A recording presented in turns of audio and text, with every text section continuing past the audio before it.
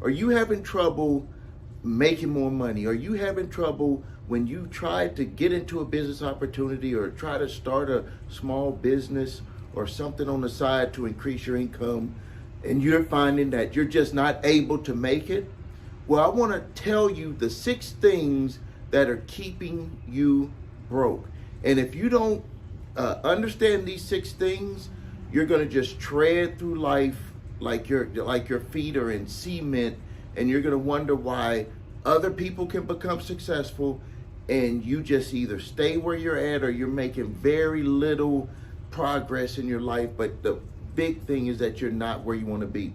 So if you understand these 6 things that I'm going to tell you in this video, it's going to let you jump leaps and bounds, and it's going to let you know the facts, because the facts is what's going to make the difference between where you want to be and where you're at now and where you want to be.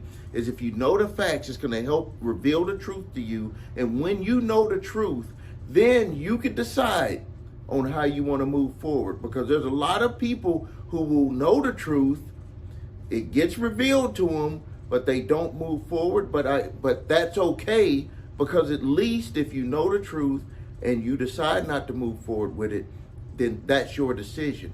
But most people, and probably you right now, are moving forward in life and you don't even understand what is keeping you broke. So let's talk about the number one thing that is keeping people broke, and that is their mental state of thinking.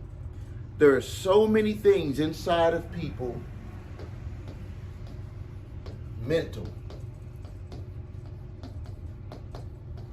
thinking. With all of the different news stations and news avenues and social media and different types of get-rich-quick gurus, different types of channels that are trying to teach people to make money, different types of coaching. Like, it's like you have a coach to another coach to another coach. Everybody's trying to be a coach to help people make more money. And what you start to see is that people's thinking is all mixed up. It's like they don't even, as a matter of fact, when I talk to people, some of the times I'm like, your thought process is so scrambled, I can understand why it's difficult for you to be able to move forward to get you to where you want to be. And so I would say the first thing that you got to do, because the rest won't work if you don't have your mind, your mental thought processes in the right direction, and also taking control of your mind. I say this to my grandchildren all the time. It starts in the mind. So if you know that everything is an extension of your thinking and your thought process, and if you could get your thinking to be accurate, everything else will just fall into place. So the number one reason why people stay broke is that their thought processes are wrong. They're not moving forward in life with accurate thinking. So they may think all of these different types of reasons on why they can't make more money, why they can't be more successful. All of that is in their mind, and all of that is in your mind. If you're not where you want to be, it's because you have to change some of the way that you think. So it's mental, it's more mental, and you have to start thinking the right way. And that means that sometimes that thinking is going to go against what you are used to thinking. It's going to make you feel uncomfortable, but you have to be willing to do it as long as the information is factual that you're going to be changing. Now, number 2, this is a biggie. This is a real big one. People think you need money to make money. You do, in a sense, need money to make money, but I think what the confusion comes about is that people think that they need their money to make money. Everyone's heard of OPM, other people's money. Everybody's heard of getting a loan from the bank to do stuff. But there's other ways that you can run a business without going out there getting a loan and using other people's money in a sense. Let me give you, let me tell you about a story, a true story about how my wife and I financed our first business back in 1990 because we did not have money. Trust me, we did not have money. We didn't come from money. Our families didn't have money. So this was our idea that we had came up with to help businesses advertise their businesses. Back then in 1990, there was no internet, there was no social media, there was, as a matter of fact, it was these free publications. That was when they started landing everywhere because the computers were more readily available, even though they were still expensive back then. The software became available and a whole bunch of people got into the business of helping small businesses advertise because small businesses couldn't afford to advertise in the daily newspaper. So the big idea came about, hey, let's do these free papers where people don't even have to pay. They just pick them up and we make our revenue solely from the advertisers. So my wife and I jumped into that business, didn't have money, and we figured out a way to be able to, first we put our computer on layaway and we talked the guy into, well, really didn't talk him into it. For some reason, he just felt that we were really motivated to do good with our business. And we brought the business to his small computer store. So he would let us come into his computer store to learn on the computer. Because remember, we did not, and I'm going to get into this later, we did not go to school for graphic design and all of that type of stuff. We just had an idea. So, and then another thing for the printing, we didn't have the money to print the publications. So what we did is we sat down with the printing company and we told them, hey, we're going to print it and then we'll collect the money and we'll pay you later. Now, of course, some print shops were like, that's not going to work for us. But we found a print shop that did work that way with us. And guess what? For 34 years, we printed with that print shop and they made millions of dollars from us by trusting us with that small amount. I think back then it was only going to be $400 to print the publication back then. So just think, if they would have just been, and there were other ones that turned us down, but this company said, hey, if you do what you're supposed to do, we're going to go ahead and print it. That's us using their money. So we got the computer and we did have to pay that down by layaway, but we used their resources in their building to be able to learn on the computer. And then we were able to get the publication printed by using the resources of the print company. So all we had to do was to go out there and sell ads for the publication and then put the publication together. So that's a good example of how you can use other people's money. And so don't let not having money hold you back. There's plenty of ways. If you could get your thought processes right, there are plenty of ways to be able to get that achieved without using your own money. Or if you don't have money, without having to have money. Number 3 is trading. And you got to get this, deep. You got to get this deep inside of you. One of the things that will keep you broke is you think that you got to trade your time for money. If you think you got to trade your time for money, you're never going to be able to stop being broke.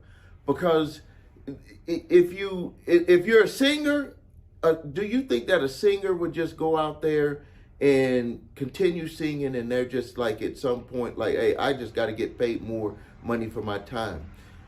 The situation that you're in, it's not going to be that same type of situation. So no matter how good you get at your job, you're just going to be able to get raises, but you're not going to be able to get rich. And you will feel that you're broke because it's like, all I do is work. And if all you do is work and you can never make money unless you're working, you're going to feel broke no matter what. So the number 3 thing is that you got to get out of the mindset of trading your time for money. You're going to have to get out of that mindset, because if you don't, you're going to just work yourself to death. Number 4, and this is one I think now, see, I don't want people to get confused because there's a lot of people who will say if you hard work is not going to make you rich. But then you'll see someone like Floyd Mayweather where he's talking about while he's practicing, he's talking about hard work, hard work, hard work. Let me kind of clarify what this means. At least by the way that I consider this in my life, is that you have to. The hard work comes about when you are like, let's just say, for example, you're putting together a product or a service, and you want to make sure that everything is as perfect as you can get it, not perfect all the way, just the best that you could get it. I'll use those words. That's the hard work. And then also the hard work could be that you're just learning more about the process that you're going to be putting into place. And then once that is done, that was the hard work. And then you're going to make money, over and over and over and over and over again from the hard work that you put in one time. So I think that's the misconception. So don't think that you don't have to work hard. What I think people are trying to tell you, and what I'm obviously telling you, is that you're going to have to work hard at the beginning. But if you have the right mindset in place, you know that you're going to have to release that hard work and let your hard work make money from the fruits of your labor. And that's the way because if you can work hard and you're trading time for money, and that's not going to equal getting rich. So at some point, we have to understand that hard work is not going to be the way that you're going to get there. It's going to be I would just say hard work is opening the door. And then once you understand how to do it, it's not hard work anymore. And then once you get into the right mentality, your mind is the right way, you know that what you want to work hard on is getting things in place so you can make money off of your hard work. It's like an investment that you make. But doing the work, hard work, trading time for money, that's not going to work.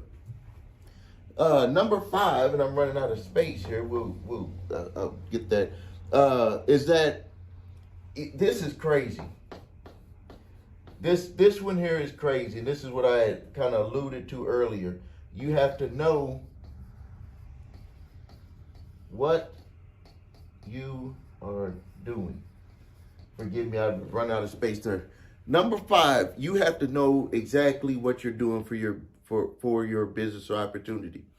Now, some people are going to think that I'm crazy by saying this, but if you really think about it, think about all of the CEOs that have companies, think about that are running companies. Do you think that they know everything about that business?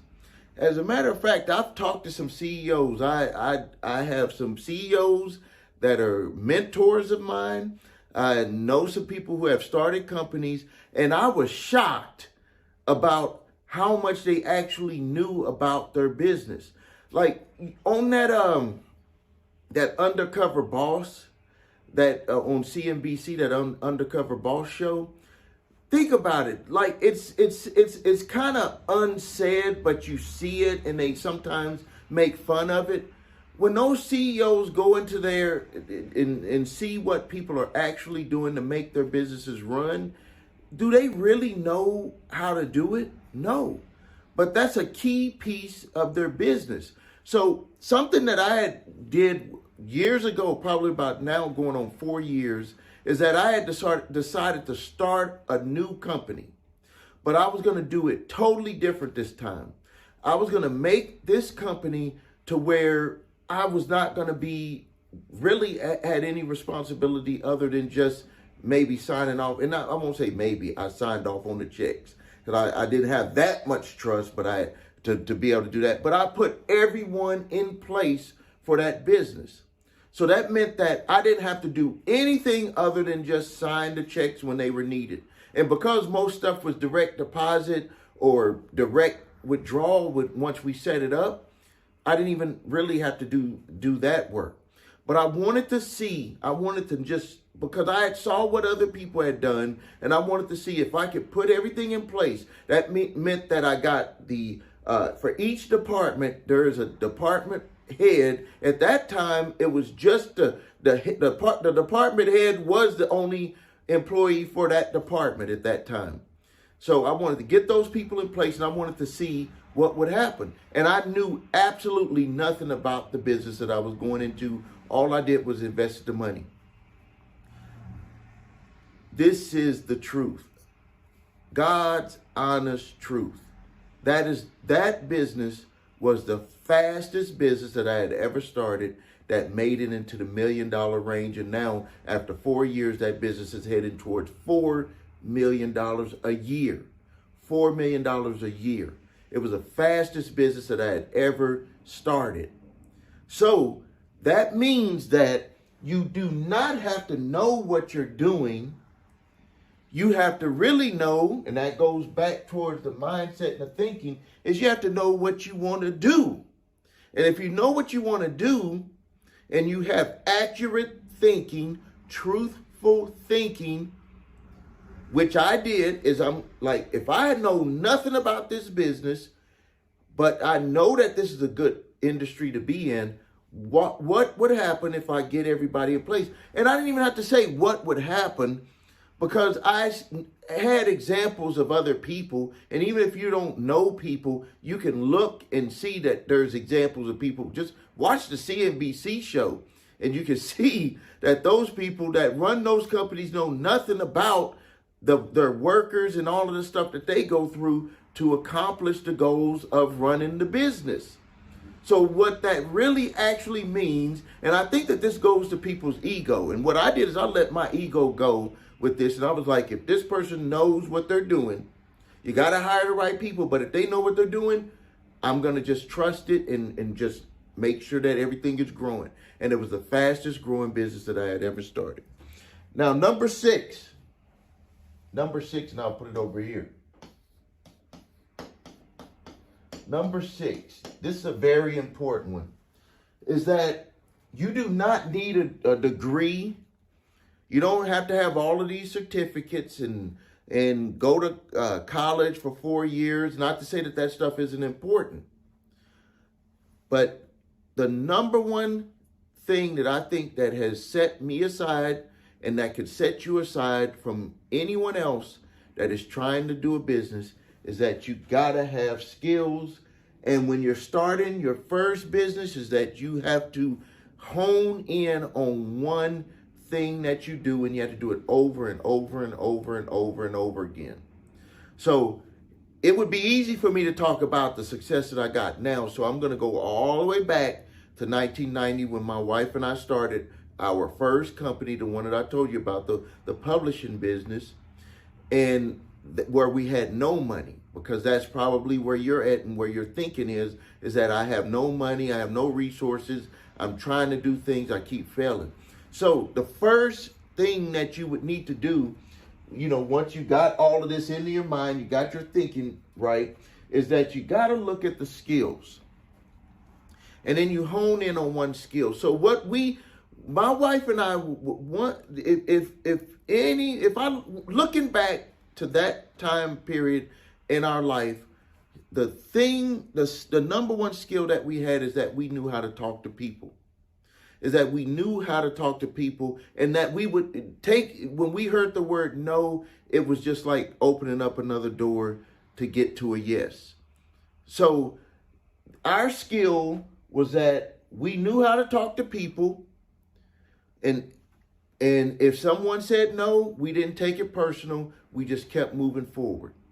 And that was the skill that we had. Like that little tiny skill of not being afraid of hearing people say no and being afraid to go talk to people made us millions of dollars with that business. Multi-millions of dollars.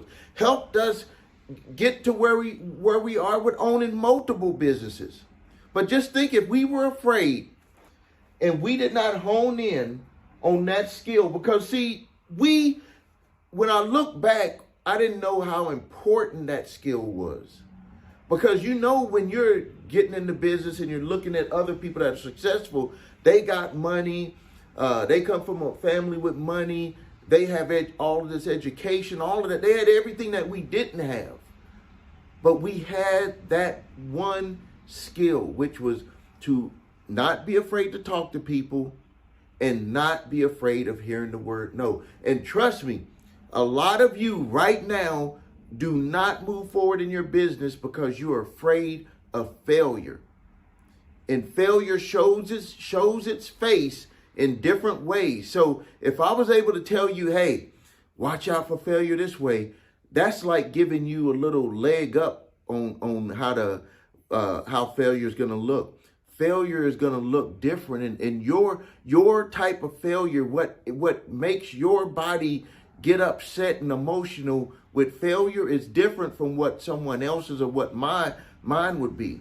But I can tell you that you have to work your way through that failure. Failure is steps towards success. Like I said, we were not afraid and did not take it personal when people said no. So if someone said no, we just said, okay, it's just off, and then you go to the next person. And then what we started to find was that when we looped back around to talk to people, most people had said no because they just didn't think that we were going to do what we were going to do. But once they saw that we were doing what we said we were going to do, their no's started turning into yeses. So not honing in on your skill. And this is something that we've really honed in on over the years, become very good at, is that you have to, and for us, it was sales.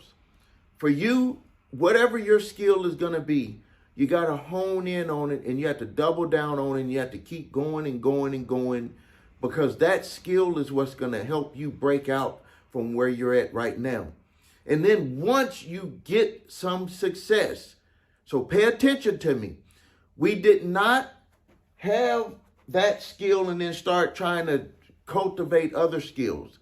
And actually, there were things in our business that was lacking, but we still stayed focused more on getting in front of people and offering what we had to offer, because we knew that that was the straightest line to making more money.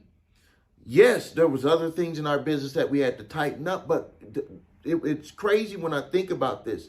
It was not as important to those people as it was in our own mind. So what happens and what you need to think about is that if you get your skill right, it will allow you time to fix the other parts of your business. And that skill needs to be something that will bring you money. Because there's plenty of people who have a ton of skills on stuff, but if that skill is not bringing you money, it's going to make it very difficult for you to be able to not continue to be broke. So understand that deeply. So these are the 6. I'm pretty sure I'm going to even come up with more. I'm going to make other videos to kind of break this down. I really appreciate your time. If you haven't done it yet, please like this video. Please share this video. Please rewatch this video, because some of the times when you watch something a second time, you hear it, you're going to hear it different. Because the first time you watched my video, a whole bunch of stuff was running through your mind. It was comparing what you went through and what you're going through now. Now, if you rewatch this video, you're going to see and hear it a lot different, because you're going to start to kind of, it's like a puzzle. Some of the pieces probably started coming together later in the video, and now when you watch it again, the pieces will start coming through again. It's like repetition. Remember, repetition brings recognition. All right, please like this video, subscribe to my channel, post your questions and comments. This is Stephen A. Williams with Making Money with Stephen A. Williams here on YouTube.